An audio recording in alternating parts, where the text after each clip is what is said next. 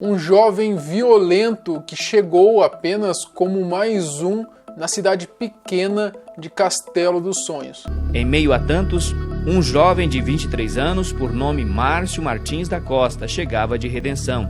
E que por um desentendimento com o fundador da cidade teve que ir embora. Porém, insatisfeito com o ocorrido, ele volta e deixa um rastro de tragédia na região. Ele começou a virar ramo, começou a ser bravo e matar gente. Um homem responsável pela morte de diversas pessoas e que fez muito dinheiro por meio da corrupção durante todo o tempo em que esteve nos garimpos da região norte do Brasil. Nesse vídeo você vai conhecer a história do Rambo do Pará. Eu sou Marcelo, fica comigo que depois a vinheta eu te conto.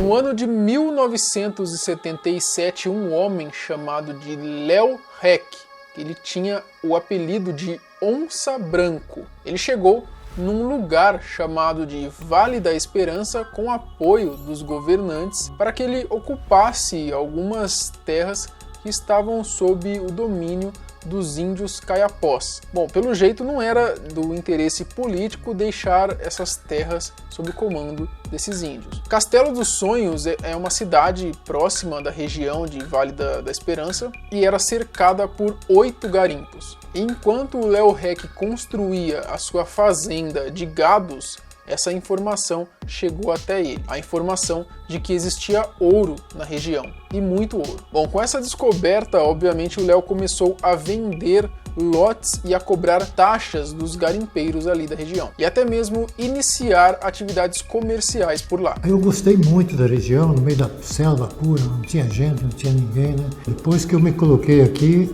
aí eu comecei a colocar gente pra frente. A chegada do Rambo. Bom, no ano de 1989, um cara chamado Márcio Martins, ele chegou na região. Ele tinha apenas 23 anos de idade, então bem novo, e a única coisa que ele tinha de patrimônio era um avião que estava em sociedade com outro piloto. Bom, o Márcio, ele viu então ali uma oportunidade de negócio. Ele começou a fazer o transporte dos garimpeiros da região. De toda maneira, esse negócio que parecia promissor não lhe rendia tanto dinheiro assim, além de uma boa relação com o Reck. Márcio Martins e Léo Reck mantiveram relação de pai e filho. Bom, mas um dia o Márcio, observando tanta grana que o Reck levava, né, dos garimpeiros ali, e ele não tinha nada, acabou crescendo os olhos nos garimpos que ele tomava conta. Ele chegou até mesmo a entrar na justiça porque queria tomar uma das partes e algumas das terras ali do garimpo para ele. Por interesse próprio e a ganância pela riqueza da região, começa o desentendimento entre os dois. Bom, ele acabou perdendo a causa e, como se não bastasse ainda, deixou o Reck bem puto, né? Alguns relatos dizem que o Reck chegou até a algemar o Márcio e arrastar ele pela rua principal do vilarejo, humilhando o rapaz. Bom, depois disso, o Márcio ele foi expulso de lá, né? E ele foi embora para Belém. Nasce o Rambo do Pará. Bom, depois de um tempo que ele já tinha ido embora, o Márcio então resolve voltar para Castelo dos Sonhos. Ele não ia deixar que o seu rival, né, tomasse conta daquele lugar e ele não ficasse com nem um pouquinho do ouro para ele, né? Mas você pensa aí, pô, então ele voltou, talvez teve algum confronto, ou então foi pacífico, né? Essa reconciliação talvez com o Reck. Só que não. O Márcio chegou num helicóptero na cidade, disparando ali com 2 submetralhadoras americanas Ingram, que é igual aquelas do GTA, tá ligado? Aquelas pequenininhas do GTA? Ah, sei. Acho que eu sei. Do San Andreas, aquelas pequenininhas assim. Oh shit, here we go again. Foi ali que surgiu o Rambo do Pará.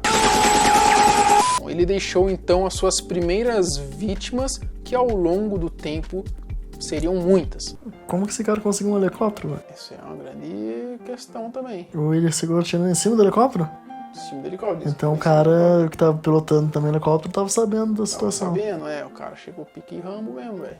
Caraca. Bom, dizem também que ele matava as pessoas de maneira cruel. Eles tinham um cepo de madeira afiado com 5, 6 facas, que a sede dele era ir atrás do postinho. O que que acontece? Eles tinham uma carretilha com 4 metros de altura. Aí ele subia a pessoa amarrado e soltava em cima das facas.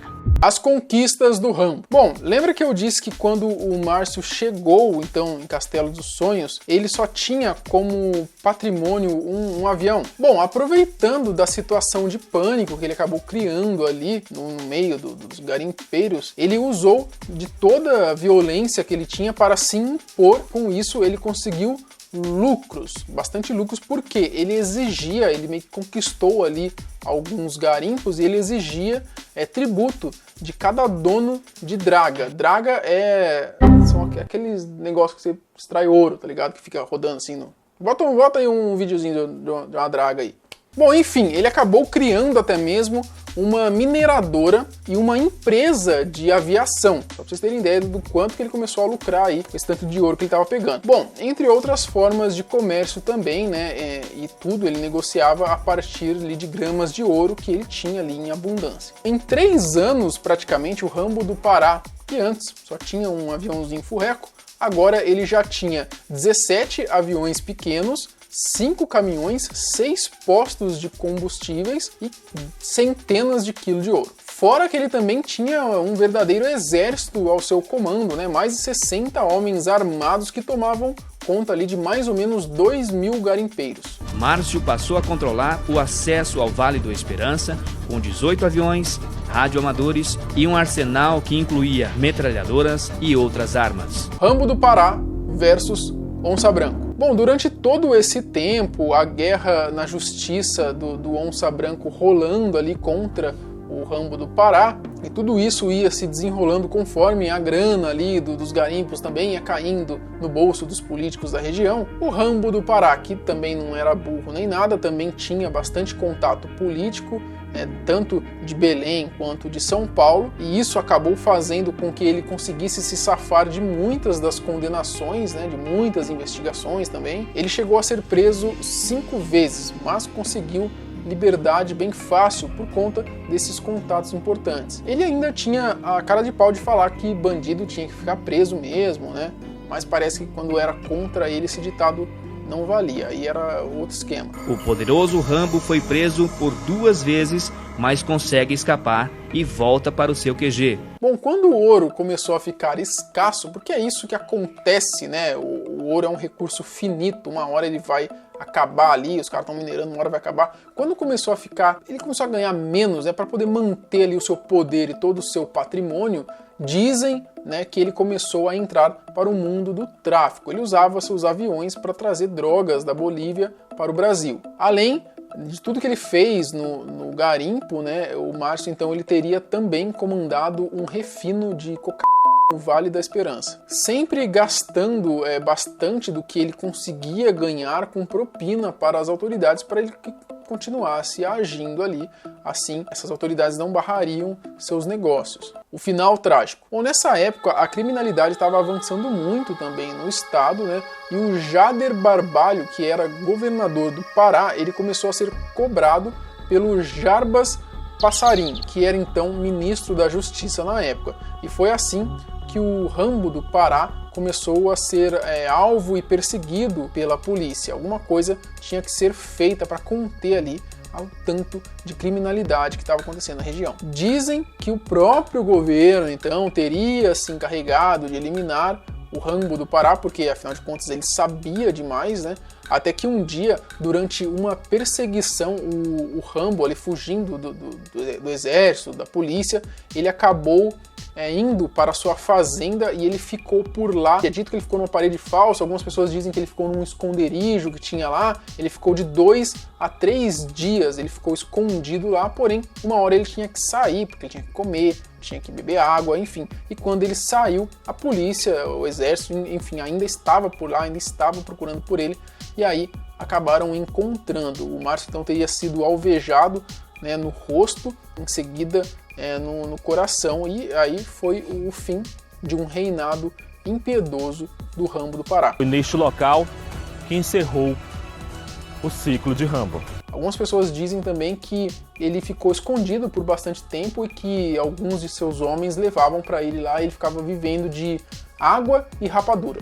Em um lugar apertado e escuro, ele recebia de seus guaxebas água e rapadura para sua alimentação. Isso também é dito em algumas outras versões, dizem já que ele ficou escondido só por uns 3 dias só, até ele sair.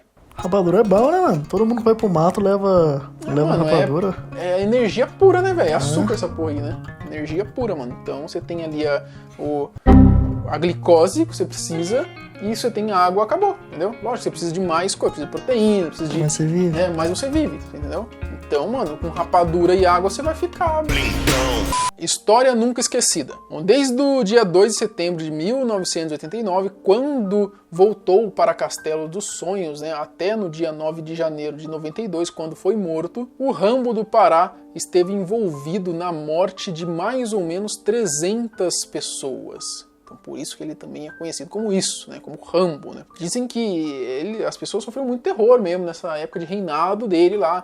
Algumas outras pessoas também o defendem, enfim, há toda uma controvérsia, a gente só tem acesso ao que nos é divulgado, né? Bom, e ele acabou construindo essa história marcada por muito sangue, por muito ouro e por muitas trocas de favores. Bom, e ainda hoje muitas pessoas da região, né, uma grande parte da população ainda acredita que o Rambo do Pará ainda está vivo, porque ninguém também nunca viu o corpo dele, nem nada do tipo. Então fica meio igual o Chico Pé de Pato lá, os caras não sabem se ele morreu mesmo. Acredita que realmente ele foi assassinado? Não. Você acha que ele está vivo? Positivo.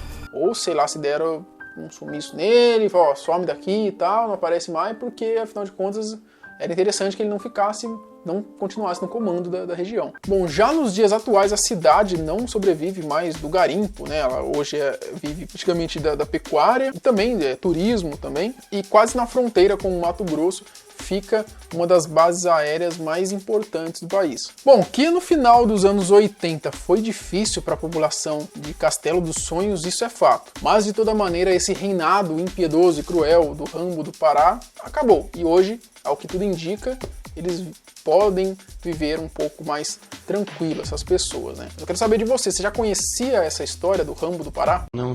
Acha que realmente ele foi morto ou que ainda poderia estar escondido por aí? E eu sei lá. Alguém da região sabe dessa história? Conta aqui a sua vivência, porque é sempre legal que uma pessoa ou outra tem um tio, um avô que viveu essa época, que sabe um pouco do que aconteceu e também acrescenta aqui na nossa história. Como eu digo, a gente acaba elaborando o vídeo em cima do que a gente tem acesso, né? Mas as pessoas que viveram lá, com certeza sabem de muito mais coisa do que a gente contou aqui. Muito obrigado a você que viu o vídeo até aqui, até amanhã no mesmo canal e no mesmo horário.